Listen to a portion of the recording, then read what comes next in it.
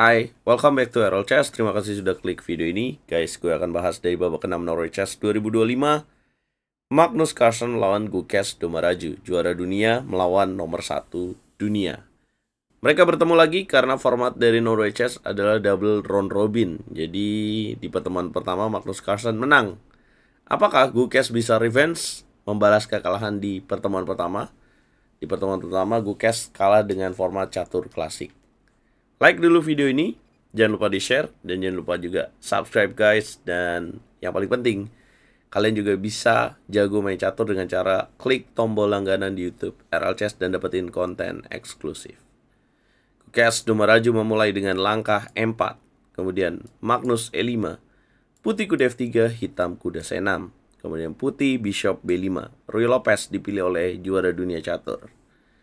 Magnus Carlsen ternyata memilih variasi Berlin yang terkenal kokoh.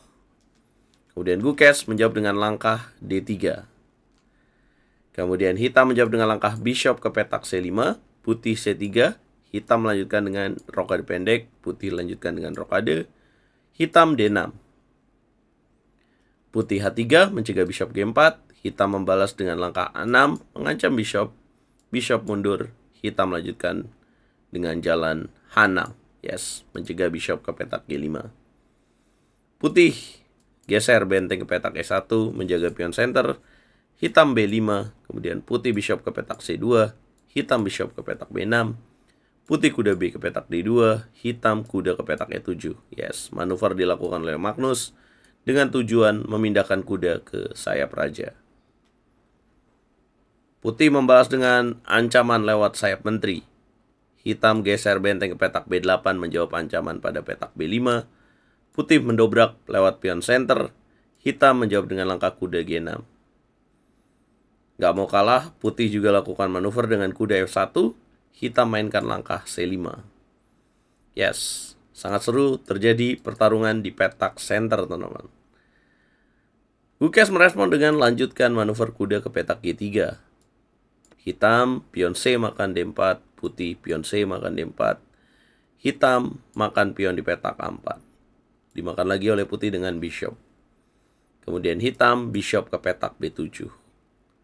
Middle game yang cukup seru juga, teman-teman. Kita bisa lihat Magnus memasang dua gajah dengan cara cukup menyeramkan, slicing dari petak B7 dan petak B6. Nah, kita perlu belajar dari Gukesh Dommeraju, sang juara dunia, yang merespon dengan langkah D5. Jadi Gukesh langsung mematikan kekuatan dari hitam. Nah, tapi bagaimana bishop B6 yang masih hidup ancaman pada diagonal petak G1 di mana ada raja putih di sini? Setelah hitam menjawab dengan langkah A5, kemudian Gukesh mainkan langkah bishop ke petak E3. Nah, jadi kita bisa belajar ya, bahwa jangan kasih kesempatan perwira lawan untuk terus menekan kita, guys. Magnus Carlsen tahu bishopnya mati ya, dia pindahkan ke petak C8 untuk jadi lebih aktif lagi. Putih merespon dengan B3, pertukaran bishop pada petak E3 terjadi. Putih benteng makan bishop, dan kemudian hitam kuda ke petak F4. Posisinya secara evolution bar, Magnus Carlsen unggul tipis, teman-teman, di langkah ke-21. Kenapa unggul tipis? Kita bisa lihat ya, Magnus Carlsen mulai mengaktifkan perwiranya ya, menyerang, dan secara posisi putih gimana nih cara nyerangnya? Karena petak F5 juga sudah dijaga oleh bishop. Putih mulai bermain dengan bishop C6, mengaktifkan ancaman benteng pada pion A5. Sebenarnya pada posisi ini ada kalkulasi yang menarik, teman-teman. Jadi menurut engine, di sini ada kalkulasi hitam dapat melakukan sacrifice pada petak H3. Yang kalau dimakan, hitam bisa makan lagi.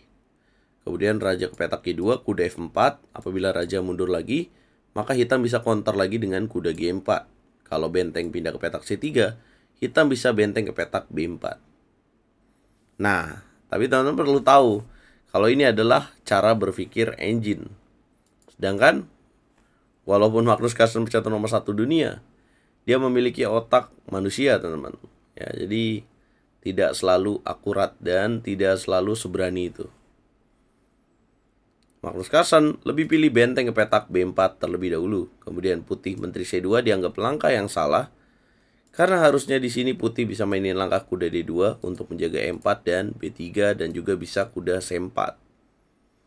Menteri C2, apa yang salah? Hitam menjawab dengan langkah tepat G6. Kemudian putih raja ke petak H1. Hitam mainkan bishop ke petak A6, Magnus Carlsen akurat. Dan putih mainkan langkah menteri ke petak A2, kembali salah. Yang harusnya raja H2. Magnus Carlsen kembali tepat dengan bishop ke petak D3.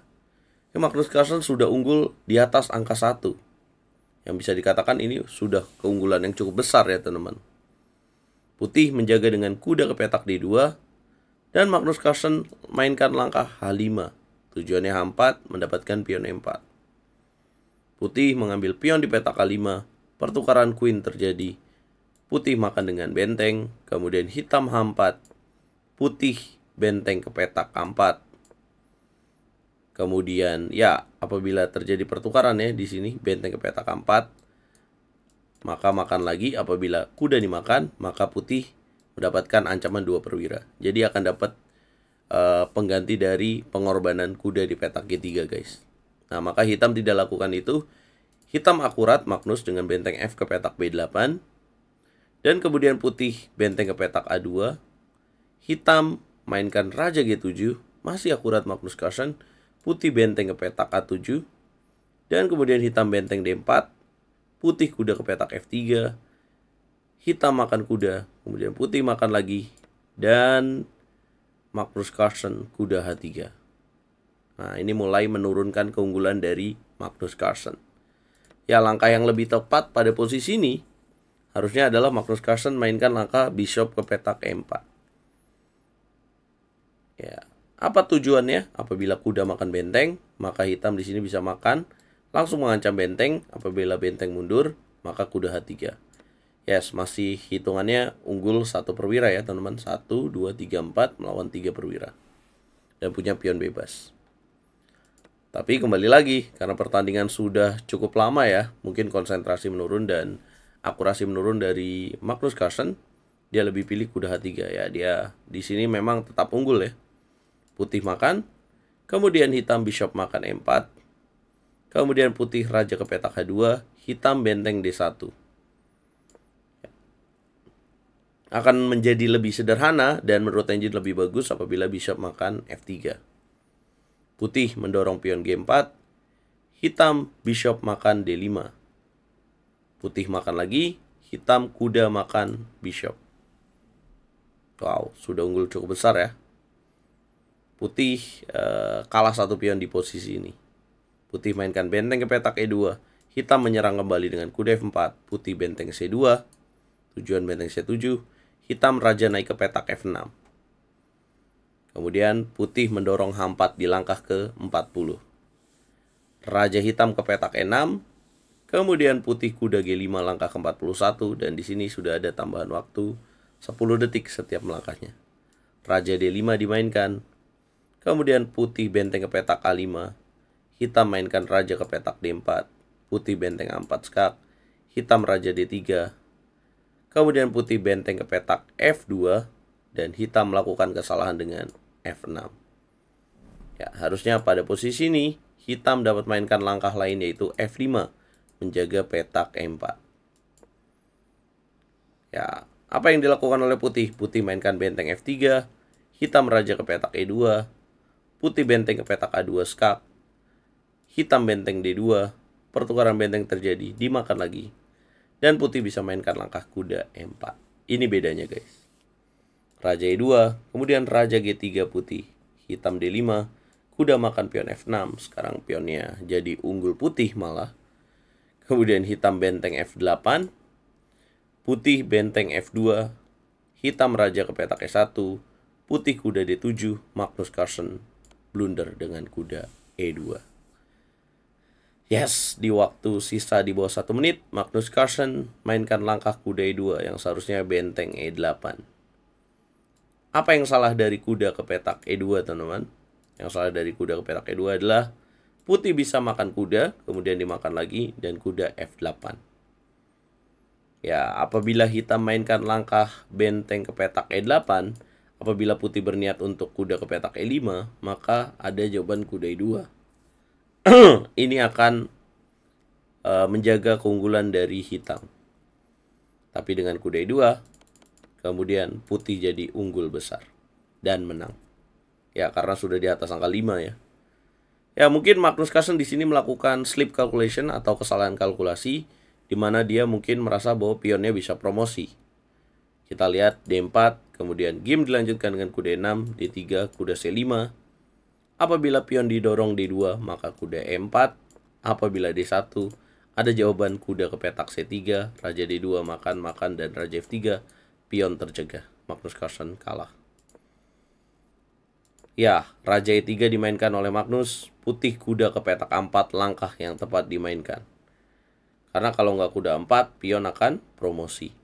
Kuda 4 dimainkan, kemudian hitam E4, putih H5, makan-makan, raja D2, kuda B2, E3, kuda C4, raja E2, dan raja F4. What a nice permainan kuda yang sangat indah sekali dari Gukesh Domaraju ya teman-teman.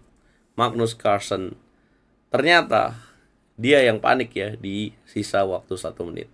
Biasanya Gukesh yang panik, tapi sekarang Magnus Carlsen yang panik. Tapi itulah sebuah permainan teman. Ada kalanya menang, ada kalanya kalah. Dan ini adalah revenge yang sangat manis dari sang juara dunia catur. Berkat kemenangan ini, Gukesh Domaraju menambah 3 poin di catatan poinnya dan sekarang memiliki 8,5 poin. Menempel ketat, Magnus Carlsen masih memimpin klasemen dengan 9,5 poin. Diikuti oleh Fabiano Caruana, kemudian Gukesh, Hikaru Nakamura, Arjun, dan Wei. Ini hasil dari pertandingan kemarin teman-teman. Yes, Caruana menang di babak Armageddon game dengan megang buah hitam remis. Kemudian Arjun menang dengan buah putih. Jangan lupa pantau terus Norway Chess setiap malam jam 21.20 hanya di YouTube RL Chess. Apa komentar kalian? Jangan lupa like, share, komen, dan subscribe.